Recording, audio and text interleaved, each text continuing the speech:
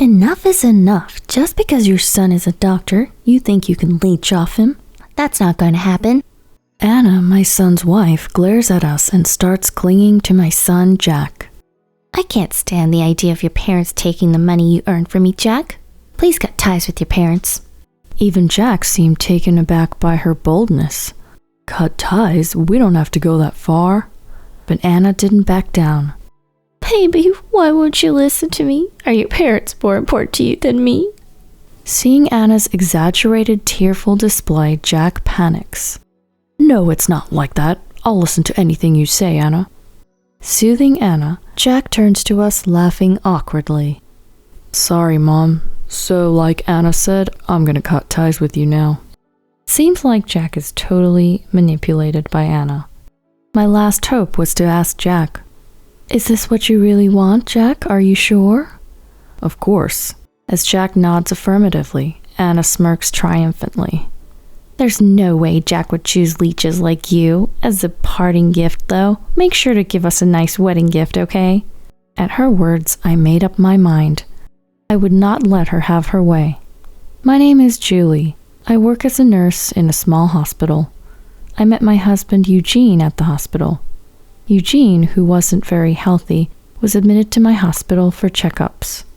Although no particular illness was found, we grew close as I gave him advice to maintain his daily life.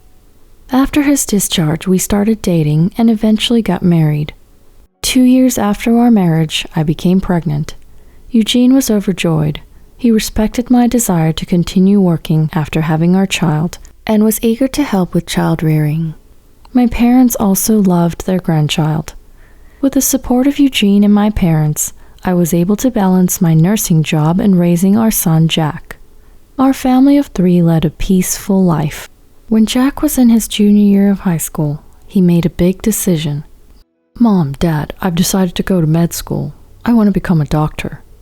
As someone in the medical field myself, I was very glad when Jack found his passion in medicine, and I wholeheartedly supported him. Jack studied hard and managed to get accepted into med school straight from college. When we broke the news to his grandparents, they were overjoyed as well. However, another turning point was about to come in our household. Eugene decided to take an early retirement from his company. His frail health had always been a problem, and there were many days he couldn't go to work due to sickness. Taking advantage of an early retirement program seemed like the best choice for Eugene, who decided to retire at 55. Our life, with me continuing to work as a nurse and Eugene doing housework at home, went surprisingly smoothly. Jack finished his 4 years at college and was assigned to the university hospital for his residency. Upon hearing the name of the hospital, I was surprised. Isn't it great? It's the biggest hospital anyone was assigned to out of all my classmates. With Jack boasting so proudly, I felt the need to remind him. Jack, what's important is what you do, not where you are. But it seemed like my words were just mere nagging to the elated Jack. I know that. Can't you, a nurse who can only assist doctors like us, just keep quiet? Jack then completed his residency and decided to work at the university hospital as an internist. Since then, he started going out drinking on his days off and often came home late. It seemed like he was partying with women who were drawn to his title as a doctor at the prestigious university hospital. He always came home reeking of perfume. After about a year of this lifestyle, one day, Jack introduced us to a woman he wanted us to meet. Hello, soon-to-be father-in-law, mother-in-law. The woman who introduced herself as Anna greeted us without hesitation. Anna, how did you get to know Jack? When I asked, Anna answered openly. I met Jack at a social gathering back in college. I didn't think much of him then, but I reconnected with him after hearing he became a doctor at the university hospital. I see. Anna didn't even try to hide the fact that she was more attracted to the title of a doctor than to Jack himself. Meanwhile, Jack, completely oblivious to this, was grinning at Anna. I was surprised when Anna suddenly contacted me. She was the most popular girl in our circle, and now she's saying she wants to marry me. Ha ha. As we sat around the table with Anna, the conversation turned to Eugene. You're a nurse, aren't you? Soon to be mother-in-law? I heard you met your husband at the hospital, but was he a doctor too? My husband, Eugene, graciously answered Anna's question. No, I'm just a regular office worker, although I did take an early retirement, so I'm not working now. You're not working, so you're unemployed? Anna's eyebrows furrowed at this revelation. I don't think you call someone that retired early quite simply unemployed. Eugene tried to laugh it off, but Anna's demeanor suddenly shifted. If you're jobless, it's the same thing. What? Eugene was taken aback by Anna's sudden condescension, but she continued with a scoff. It's really inconvenient for me to have a mother who's just a nurse and doesn't make much money, along with an unemployed father. What do you mean inconvenient? Don't you think it's inappropriate to talk like that to us, your soon-to-be in-laws? I blamed Anna, but she showed no sign of remorse. Don't get cocky just because your son is a promising future doctor. She sighed heavily and then looked straight at us. Please don't come to our wedding. What do you mean? The professor from Jack's med school, who's also his boss, is planning to attend our wedding. It would be embarrassing if his parents were just a nurse and an unemployed father. Hold on, it's absurd for both parents to not be attending their child's wedding. Just tell everyone you're sick, then no one can complain, right? But I tried to object, but it was clear that Anna's decision was firm. Eugene then turned to Jack. What do you think about this, Jack? What, me? Jack, taken by surprise, was at a loss for words. Before Jack could answer, Anna interrupted. Enough is enough. Just because your son is a doctor, you think you can leech off him? That's not going to happen. Anna glared at us, then starts clinging to Jack. I can't stand the idea of your parents taking the money you earn from me, Jack. Please cut ties with your parents. Even Jack seemed taken aback by this declaration. Cut ties? I don't think we have to go that far. But Anna didn't back down. Baby, why won't you listen to me? Are your parents more important to you than me? She exaggerates her crying for effect. Panicked, Jack responded. No, that's not it at all. If it's your request, I'd do anything. Jack, who managed to calm Anna, addressed us with a foolish smile. I apologize, Mom, but I'll have to go with Anna on this one. We're cutting ties with you guys. It seems like Jack is totally manipulated by Anna. Betting on my last hope, I asked Jack, Is that really what you want, Jack? Are you sure about this? Of course. Jack replied with a nod. Anna, looking triumphantly, retorted, There's no way Jack would choose leeches like you. As a parting gift, though, make sure to give us a nice wedding gift, okay? Days later, an invitation for their wedding arrived at our home, with the regretfully declined box already checked. The invitation even had a section saying, Please send your gift cards to the following address. As I was flabbergasted, our home phone rang. It was my father. Julie, we just received an invitation to Jack's wedding, but the regretfully declined box is already checked. It also has an address suggesting us to send gift cards to. What on earth is going on? It appears that Jack and Anna sent the same invitation to my parents as well. Seeing Anna and Jack trying to abandon not only their real parents, but also his grandparents, who loved Jack dearly, I felt a surge of anger. I absolutely won't let things go Anna's way. I told my father about the time Anna came to our house. They're saying they want to cut ties with me. It seems they don't want me at their wedding. Hearing my story, my father was bewildered, but I asked, Dad, I have a request. On the day of the wedding, can you go with me to Jack's ceremony venue? But Jack doesn't want us there, right? I don't intend to attend the ceremony. Apparently a professor from the university hospital, who is also Jack's boss, will be there. I'd like you to tell him about what's happening when you see him at the venue. I see. Okay. If Jack has cut ties with you guys, it's essentially the same as cutting ties with his grandparents as well. My father, who had figured out my plan, willingly agreed to go to the venue with me.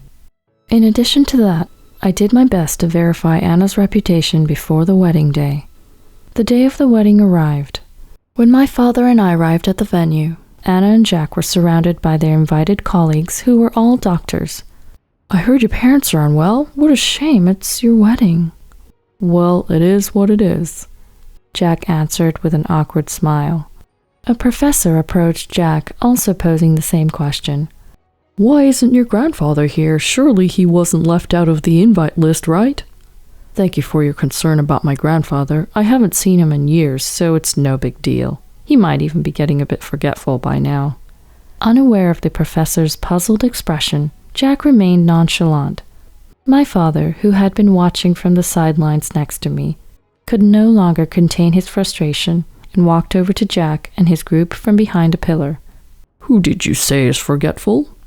At the sound of my father's assertive voice, Jack and Anna turned around. Who is this old man? Beside a puzzled Anna, Jack's eyes went wide. Grandpa, what are you doing here? Then, spotting me beside my father, he became furious. And Mom, too? I told you not to come since we've already got ties. Jack's superiors glanced between him and my father, whispering amongst themselves. That man is... Yes, indeed. Could it really be him? What does he mean by cutting ties? As the doctors started to murmur, the professor asked Jack in a stern voice. What do you mean by cut ties, Jack? Oh, well, about that. Jack started to panic. Before he could respond, Anna intervened. Jack's jobless father tried to leech off him who has a promising future, she exclaimed before I could rebut. We couldn't let such parasites meet esteemed individuals like you, Professor, so we politely asked them to refrain from attending the wedding. With a look of disdain, Anna continued while glancing at my father and me. I can't believe they actually showed up at the venue. Bringing along a shabby old man like him, did they think they would earn everyone's sympathy? Regardless of the number, parasites are nothing but a nuisance. At the word parasite, Jack's bosses urgently start speaking to Anna. Well, what are you saying, miss? What am I saying? It's the truth, isn't it? Jack agreed that his family shouldn't be invited to the wedding, right, Jack? Yeah, Anna's right. If you think being blood-related means you get away with anything, you're dead wrong. Even if you're family, I won't let them harm my bright future and career. At Jack's confident declaration, the doctors turned pale. Jack, you really don't know, do you? What don't I know? At Jack's surprised look, his boss doctors simultaneously disclose. Your grandfather standing there is the former deputy director of our hospital. What? There's no way, right, Mom?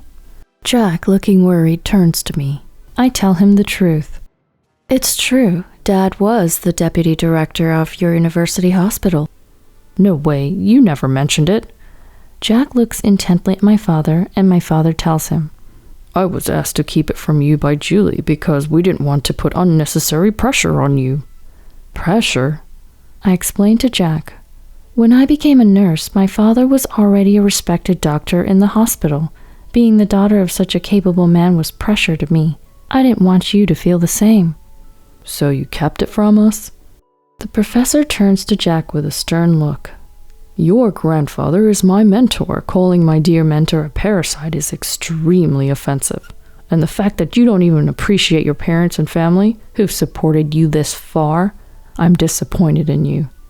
Under the cold gaze of the professors, Anna rushes to cling to my father and me. We really did want to invite my in-laws. Since you're here, please attend the ceremony. I'm just amazed at Anna's quick change of attitude. I firmly tell Anna, I decline. The only reason we came here today was to make it clear to the guests why we couldn't attend the wedding. We have no intention of attending the ceremony. But we're a family. Don't you care about Jack? Family? Weren't you the one who said you wanted to cut ties with us? We're not a family or anything. We're strangers. My father backs me up. When my daughter cuts ties, that means I lose my connection as a grandfather, too. It seems my daughter has had her say, so we have no more business here. Mom, Grandpa, please wait for me. Jack weakly muttered. The professor, as if to add insult to injury, said, Being a doctor involves facing and working with people. If you can't respect your family and elders, you're not fit to be a doctor. It seems you'd better grow as a person in a local hospital, not in our university hospital. You mean, get yourself transferred to a hospital in our rural network. You mean I'm being sent to the countryside? Anna glares demonically, while looking at Jack, who was stunned. Rural assignment? You must be joking. I only married you because you were working at the university hospital. Anna confronts Jack, shrieking about divorce. I'll make sure you pay alimony. Anna never really intended to support Jack as his wife after all. There was no longer any reason to be considerate of Anna. Anna, you're the one who's going to be paying alimony. My words surprised Anna. She looked at me. What? Why should I have to? Anna, you've been having an affair, haven't you? What? Suddenly, Anna began to panic. What kind of evidence do you have to make such an accusation? I laid out several photos in front of the flustered Anna. They showed Anna snuggling up to an unknown man like a couple entering a hotel. I asked your classmates about what they thought of you, Anna. They testified about the affair, and I've been investigating ever since. Here's the proof. Upon seeing the photos, Jack started to shake. Anna, you were meeting this man behind my back? It's not what it looks like, Jack. Hear me out. Why should I? I don't want to hear any excuses. Disgusted by their ugly argument, the guests following Jack's father started to leave one after another. The squabble continued until the venue staff had to intervene. By the time they realized, there were only a few guests remaining. The situation was far from conducive for a wedding, so the event was called off. Jack went straight to the city hall to collect divorce papers. I have no intention of continuing to live with a cheater. No way, without your prestigious university hospital title, you're nothing appealing to me at all. Both stubborn and resentful, the two swiftly went through with their divorce. Subsequently, Jack received an official resignation notice from the hospital and was transferred to a hospital in the country. Working alone in the countryside, Jack seemed to be realizing his own immaturity as a doctor. Anna, on the other hand, had to pay alimony to Jack because the evidence of her affair which I presented became the deciding factor. After distributing her assets during the divorce and using her savings to pay the alimony, Anna, seemingly unrepentant, was spotted lurking around the university hospital, desperately trying to charm young single doctors. However, word of her divorce had spread throughout the hospital, and not a single doctor was willing to fall for Anna's advances. Still, Anna couldn't give up her aspirations to be a wife of a doctor working at the university hospital. She had become quite famous in the hospital as the desperate old lady chasing after doctors. Meanwhile, I've been continuing my job as a nurse. Eugene's health has become stable recently, and he's taken a great interest in cooking as his new hobby. Every time I come home from work, I'm greeted with delicious dinner prepared by my husband. While cherishing this happiness, I made a vow in my heart to continue this life with the ones I love.